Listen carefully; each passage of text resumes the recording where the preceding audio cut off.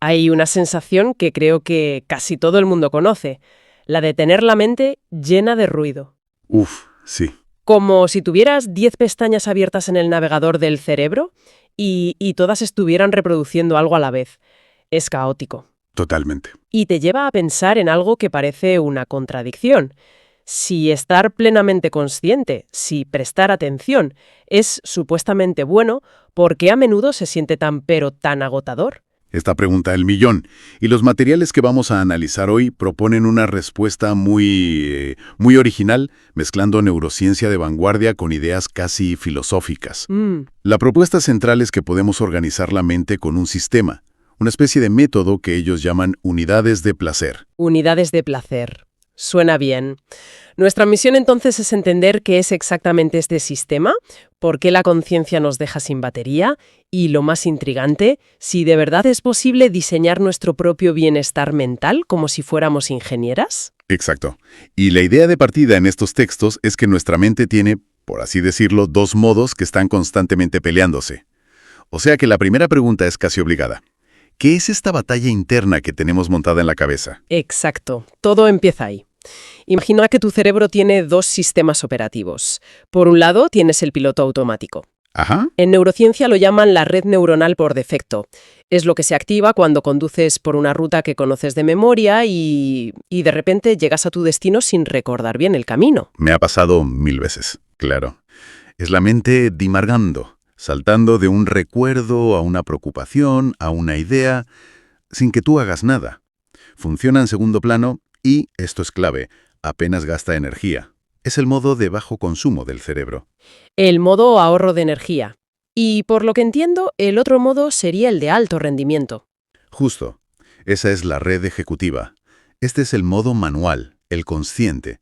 Es la que usas cuando te concentras para resolver un problema, cuando escuchas atentamente a alguien. O cuando intentas meditar, supongo. Eso es. Implica dirigir la atención de forma deliberada. Y sí, es el modo de alto rendimiento, porque consume una cantidad de energía enorme. Vale, detengámonos aquí un momento, porque esto me interesa mucho. ¿Por qué es tan caro energéticamente? Intuitivamente, prestar atención no suena a que estés levantando pesas. ¿Qué está pasando ahí dentro para que el cerebro queme tanto combustible? Es que la red ejecutiva tiene un doble trabajo. Y ahí está el truco. No se trata solo de, digamos, encender la atención en un punto. Esa es la parte fácil. Vale. La tarea que consume la mayor parte de la energía es la segunda. Tiene que estar constantemente inhibiendo a la red por defecto. El piloto automático siempre quiere tomar el control, siempre intenta volver a su estado de divagación. Así que la red ejecutiva no solo tiene que acelerar, sino que tiene que estar pisando el freno al mismo tiempo para evitar que el otro sistema se cuele. O sea que no es solo apuntar con una linterna, es además tener que empujar a una multitud que intenta interponerse en el haz de luz. Visto así, sí suena agotador. Claro. ¿Y significa que estamos condenados a vivir en esta lucha mental constante? ¿No hay una forma de que colaboren en lugar de competir? Esa es la pregunta clave que intenta resolver este sistema. No se trata tanto de una lucha a muerte, sino de entrenar un músculo. El músculo de la atención. Al principio cuesta, porque la red por defecto está muy acostumbrada a acampar a sus anchas. Pero cuanto más entrenas la capacidad de dirigir tu foco voluntariamente, menos esfuerzo requiere inhibir el ruido de fondo. Se vuelve más eficiente. La percepción consciente es en el fondo un proceso de filtrado brutal. Filtrado. De miles de estímulos, eliges uno y te aferras a él. Ese esfuerzo ejecutivo es lo que nos cansa, pero también es lo que nos da el control. Entendido. Pero aquí me encuentro con una idea de los textos que parece casi una paradoja. Si el piloto automático, la red por defecto, es el modo barato y fácil, ¿por qué los textos insisten en que es la principal fuente de nuestro malestar? ¿Cómo puede algo que ahorra energía tener un coste emocional tan alto? Porque la eficiencia energética no es lo mismo que la eficiencia emocional.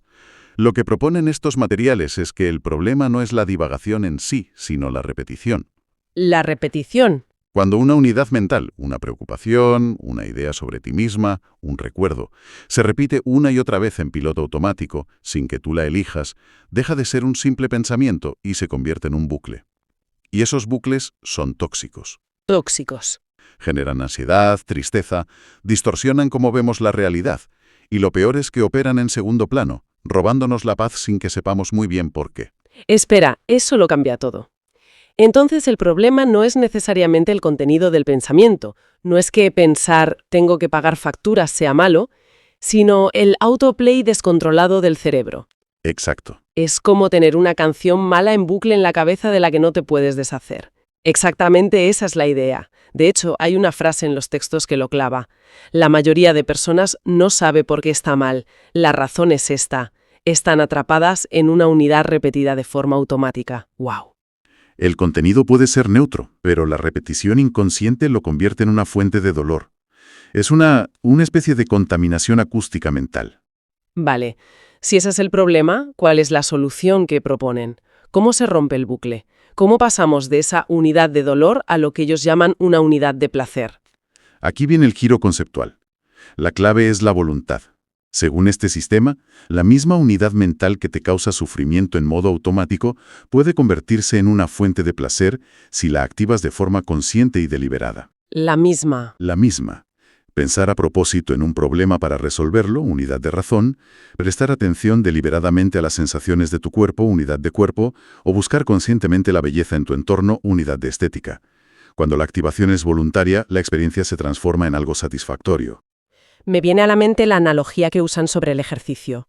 Si voy al gimnasio y entreno un músculo, la sensación es de esfuerzo placentero, de trabajo bien hecho. ¿Mm? Pero si hiciera ese mismo movimiento sin parar, durante horas, sin descanso, se convertiría en un dolor agudo, en una lesión. Es una analogía perfecta. Un pensamiento activado voluntariamente es como una buena sesión de entrenamiento.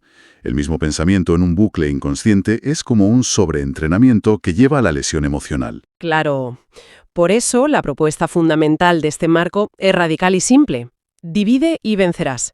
En lugar de tener un caos mental, divide tu mente en diferentes unidades o zonas de trabajo, como cajones.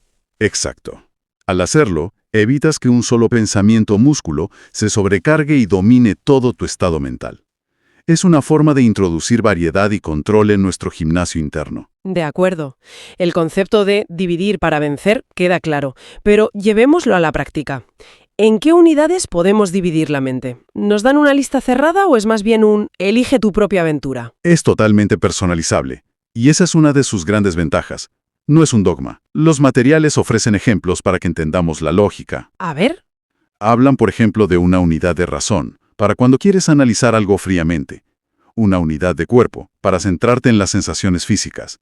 Una unidad de estética, para buscar belleza. Entiendo. Incluso cosas más abstractas, como una unidad de silencio, una unidad de curiosidad o una unidad de orden. Son como diferentes aplicaciones que puedes abrir en el móvil de tu mente eligiendo cuál usar en cada momento. Me pregunto, ¿qué es lo que hace que esto funcione? ¿Por qué el simple hecho de decir, ahora activo la unidad de estética, tiene algún poder? Pues funciona por varias razones que están interconectadas. La primera es obvia. Pone orden. En lugar de un cajón desastre donde todo está mezclado, cada pensamiento tiene su lugar. Vale. La segunda, y esto conecta con el principio, es que inhibe el piloto automático de forma casi mágica. Ah, claro. Darle a tu red ejecutiva una orden clara y simple como ahora busca patrones y colores bonitos es una tarea tan concreta que no deja espacio para la divagación.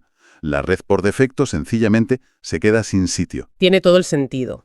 Y la tercera es que al cambiar voluntariamente de una unidad a otra, estás haciendo exactamente lo que decíamos antes, entrenar el músculo de la atención, hacerlo más flexible y fuerte. Esto es fascinante. Pasamos de una mente agotada a una especie de panel de control con el que podemos gestionar nuestro estado interno. Pero los textos no se quedan ahí, se ponen aún más ambiciosos y hablan de algo llamado ingeniería del éxtasis. Sinceramente, suena a título de libro de ciencia ficción. ¿A qué se refieren con algo tan grandilocuente? Suena grandilocuente, sí, pero tiene una base neurocientífica sorprendentemente sólida. Para entenderlo, tenemos que hablar de una de las teorías más importantes sobre el cerebro hoy en día, el procesamiento predictivo. Procesamiento predictivo. Está asociada a figuras como el neurocientífico Carl Friston. Es una idea que lo cambia todo. Sugiere que tu cerebro no es una cámara que graba pasivamente la realidad. Es más bien una máquina de hacer predicciones. Una máquina de predecir. Sí. Lo que tú y yo experimentamos como realidad Es en gran medida la mejor suposición que hace nuestro cerebro sobre lo que hay ahí fuera, segundo a segundo. A ver si lo pillo. ¿Quieres decir que mi cerebro es menos un fotógrafo y más un futurólogo que está todo el rato intentando adivinar qué va a pasar a continuación? Exactamente.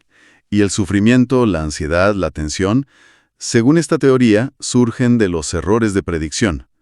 Es el término técnico para cuando la realidad no coincide con la predicción de tu cerebro. Ajá. Esa discrepancia, esa sorpresa, es lo que genera malestar. Ah, creo que tengo una analogía para eso. Es como cuando bajas una escalera y crees que hay un escalón más, pero no lo hay. Ese instante de pánico, esa sacudida desagradable en todo el cuerpo, eso sería un error de predicción.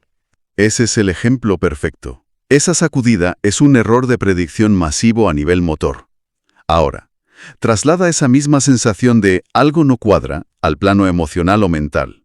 La ansiedad es, en esencia, el cerebro prediciendo una amenaza que no sabe cuándo se va a materializar. El error es constante. Vale, entendido. ¿Y cómo demonios encajan las unidades de placer en este modelo predictivo? ¿Cómo ayudan a que el cerebro se equivoque menos? Aquí está la conexión. Cada unidad de placer funciona como un manual de instrucciones para la máquina de predecir. Le das una orden. Le das una orden. Al activar una unidad, estás ajustando el tipo de predicciones que quieres que haga tu cerebro. Si activas la unidad estética, la instrucción es: cerebro, a partir de ahora, espera encontrar y busca activamente patrones armoniosos, simetría, belleza. Y el cerebro obedece. El cerebro se pone a ello y filtra la realidad para encontrar justo eso. Cuando lo encuentra, la predicción, voy a encontrar belleza, coincide perfectamente con la percepción. Ahí hay belleza. El error de predicción cae a cero. ¿Y esa coincidencia? Esa coincidencia, ese ajuste perfecto entre expectativa y realidad, es lo que experimentamos como placer, claridad o en sus picos más altos, éxtasis. Es la señal de que tu cerebro funciona con una eficiencia máxima. Es como si en lugar de dejar que el cerebro navegue a ciegas por un territorio caótico, le dieras un mapa y un tesoro que buscar. Y la alegría es encontrarlo. Exacto. Por el contrario, cuando mi mente está hecha un lío, es como si el mapa estuviera borroso, lleno de monstruos imaginarios, y el cerebro hiciera predicciones terribles todo el rato, lo que me hace sentir fatal. Es un estado de, no sé, de estática mental. Estática mental es una gran definición. El término técnico es entropía mental. En física, la entropía es la medida del desorden. Una mente con alta entropía es una mente desordenada, ruidosa. Caótica. Con pensamientos y emociones contradictorias luchando entre sí. Es un estado que, como te puedes imaginar, consume muchísima energía. Y aquí viene la gran idea. Las unidades de placer funcionan como filtros de entropía. Bajan el desorden. Al organizar la mente en compartimentos claros, reduces el desorden interno. El placer desde esta perspectiva no es solo un chute de dopamina. Es la señal de que tu mente ha pasado de un estado de alta entropía a uno de baja entropía. Es la sensación de orden y eficiencia. Esto le da una capa de profundidad increíble. Me gustaría que explorásemos algunas de las unidades más potentes que mencionan. La unidad del experimento, por ejemplo, me pareció un concepto potentísimo, casi un life hack. Es una de las más transformadoras sin duda. Piensa en el concepto de fracaso. Nos causa un dolor inmenso. Muchísimo. Activar la unidad del experimento lo que hace es recodificar el fracaso. Tus acciones dejan de ser un juicio sobre tu valía personal para convertirse en un experimento científico. Un resultado inesperado ya no es un error o un fracaso, es simplemente un dato. Un dato. Esta perspectiva es increíblemente liberadora. Saca a la mente de la rumiación sobre el pasado, que es una función de la red por defecto, y la enfoca en el análisis objetivo de los datos para el siguiente intento, que es una función de la red ejecutiva. Te quita de encima todo el peso emocional del error. Es brillante. En los textos también se habla de una desintoxicación del yo. Eso suena más intimidante. La idea es que mi propio concepto de quién soy puede ser uno de esos bucles dolorosos. Exacto. Y es una idea un poco vertiginosa, el yo automático, esa historia que nos repetimos sin pensar sobre nosotras mismas. Yo soy una persona nerviosa, a mí siempre me sale todo mal, funciona como una unidad repetitiva más. Claro, es un bucle. Y como hemos visto, la repetición inconsciente genera dolor. La propuesta es audaz, de construir esa idea monolítica del yo, en unidades más pequeñas y manejables. El yo-cuerpo, el yo-razón, el yo emocional. Al separarlos, puedes observar esas narrativas automáticas sin identificarte con ellas, apagar las que te hacen daño y potenciar de forma consciente las que te dan bienestar y fortaleza. Ha sido un viaje impresionante. Cubierto una caja de herramientas para organizarla, las unidades de placer, y hemos acabado entendiendo el bienestar como un estado de baja entropía y predicciones acertadas. Un estado que al parecer podemos diseñar nosotras mismas. Y para cerrar el círculo, los textos mencionan un último principio, el de mínima fricción. Sugieren que los placeres más estables y profundos son los internos, los que generas en unidades como la de razón o la de silencio. ¿Por qué? Porque no dependen del mundo exterior, que, por definición, es incontrolable, impredecible y una fuente constante de errores de predicción. El objetivo final no es solo sentirse bien, es alcanzar lo que llaman una conciencia resonante. Dejar de ser una marioneta de tus estados internos para convertirte en la arquitecta de tu propia mente. En definitiva, si lo resumo, la gran idea es que nuestra mente no es una cosa fija, sino un laboratorio o un gimnasio.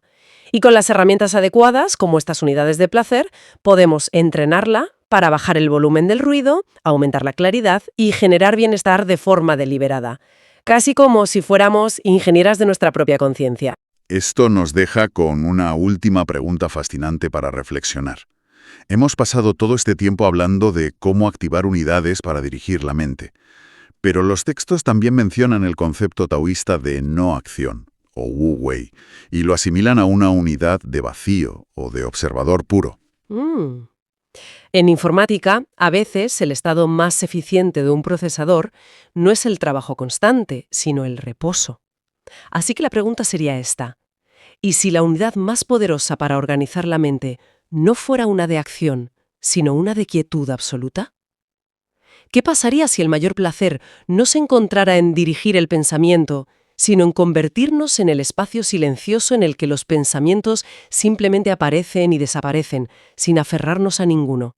Casi un crimen cultural, diría yo. Suena un poco dramático, pero la verdad es que tiene todos los elementos. Totalmente.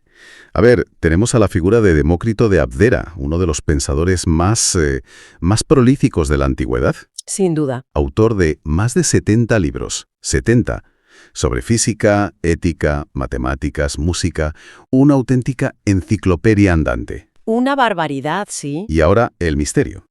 De toda esa obra monumental, no sobrevive ni un solo texto completo. Ni uno. Cero. Todo se ha desvanecido.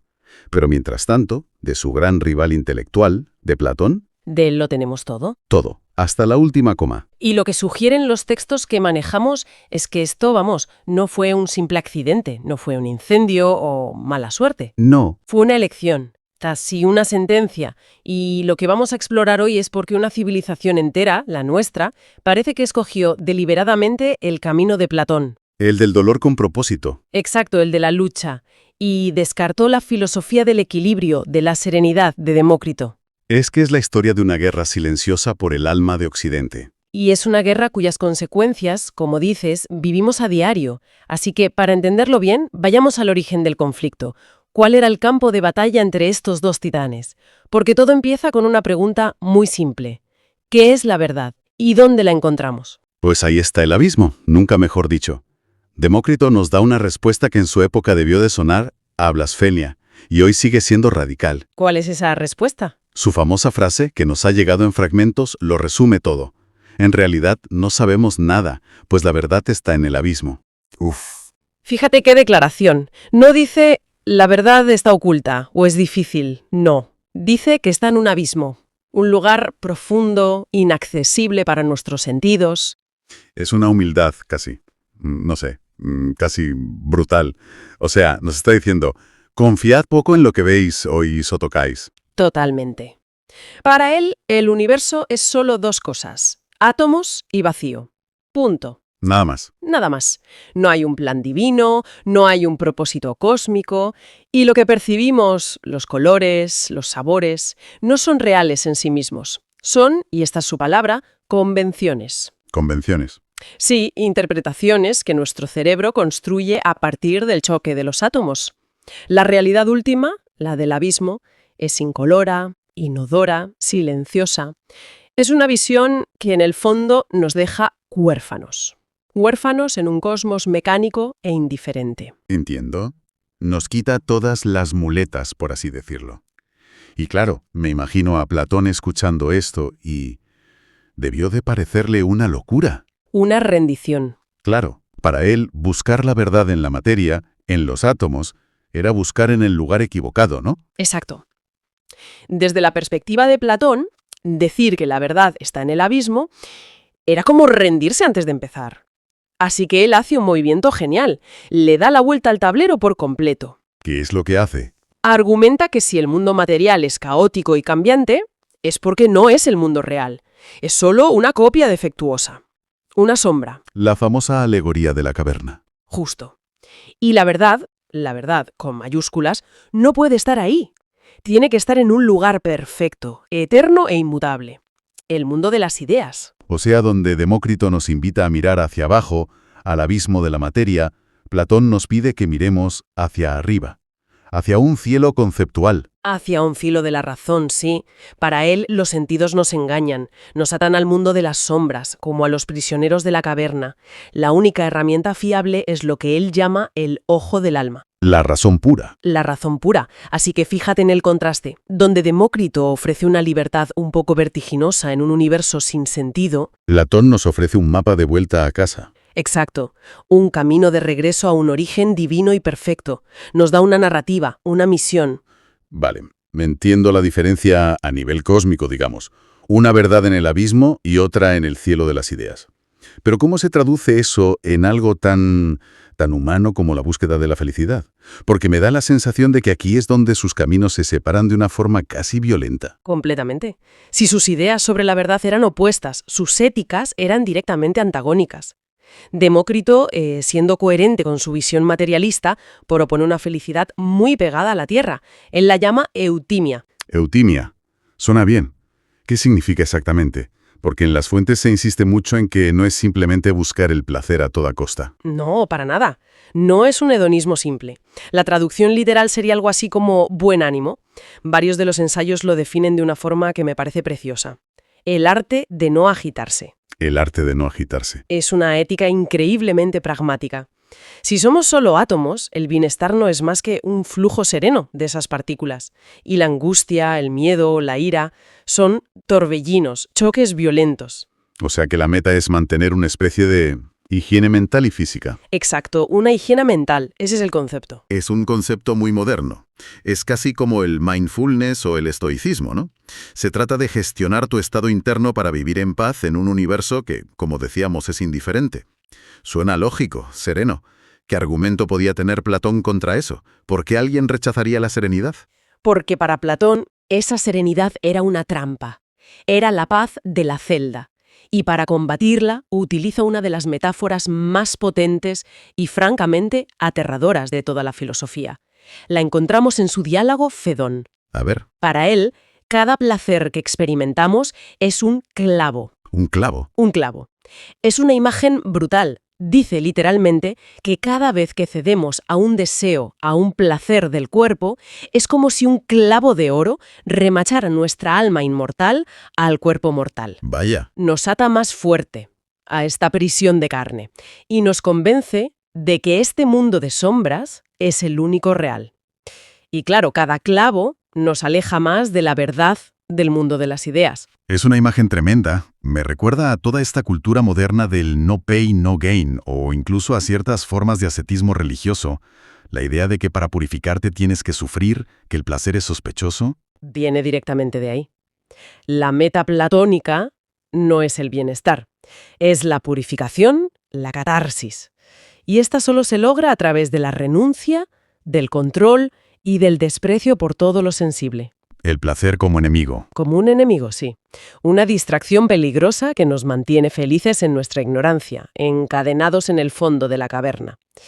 Platón prefiere un alma que sufre, buscando la verdad, a un alma serena y satisfecha en la mentira. Lo que nos devuelve al enigma inicial. La desaparición de los 70 libros de Demócrito. Hay una anécdota que se cuenta en varias biografías antiguas que dice que Platón detestaba tanto el atomismo que quería quemar todos sus libros. No sabemos si es literal, pero el resultado... El resultado fue el mismo, un incendio intelectual tremendamente efectivo. Sus ideas fueron borradas del canon. Y la pregunta del millón es, ¿por qué? ¿Por qué una civilización entera permite que pase algo así?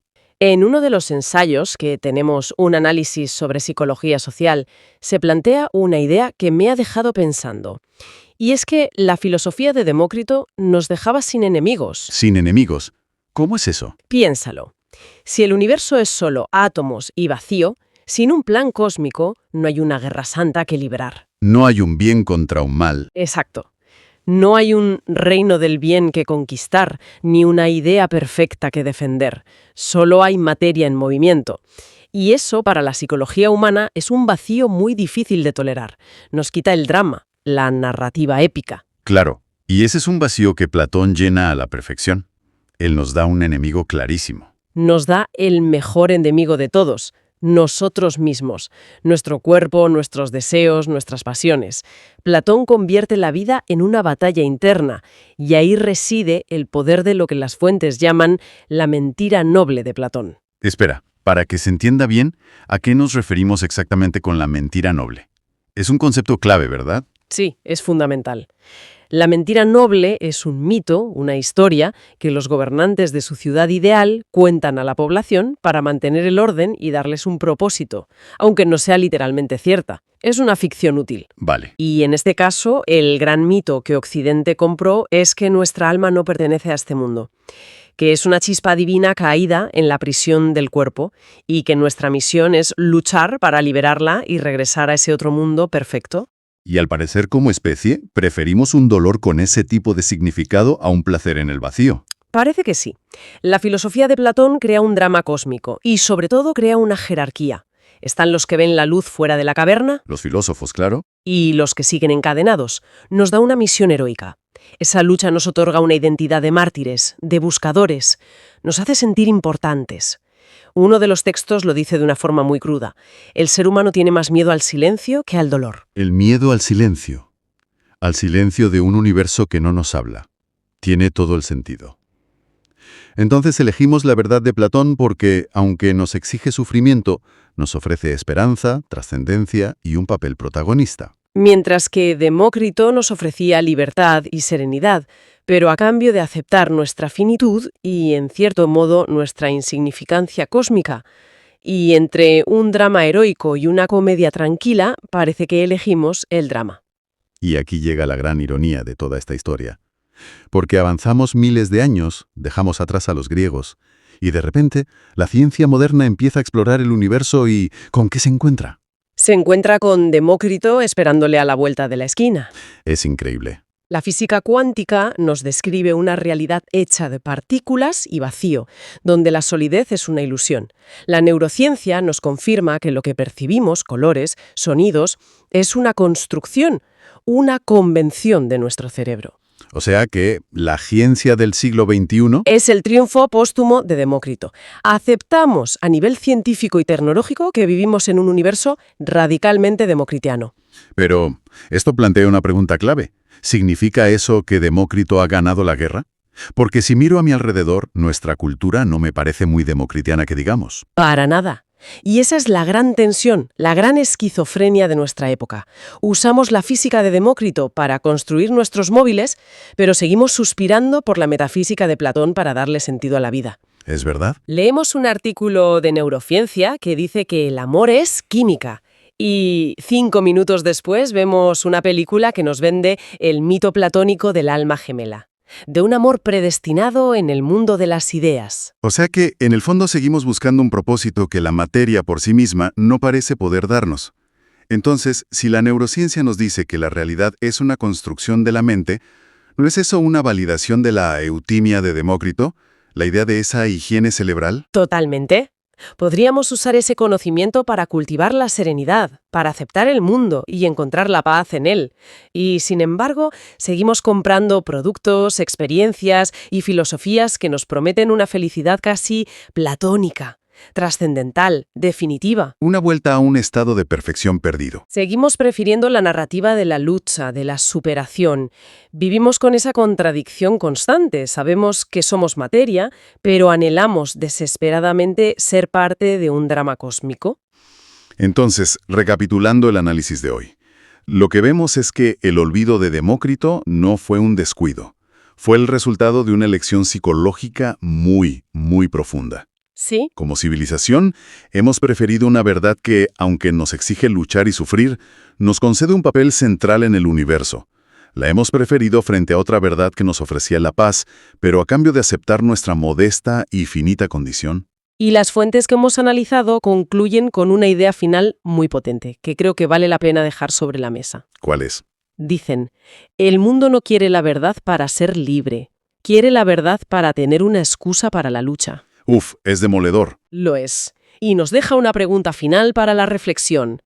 Si la ciencia actual nos confirma cada día el universo material de Demócrito, pero nuestra psicología sigue anclada en el anhelo de propósito de Platón, ¿estamos condenados a vivir para siempre en esta contradicción? Es una buena pregunta. ¿O es posible, por fin, después de más de 2 milenios, aprender a encontrar la serenidad en ese abismo que tanto hemos temido?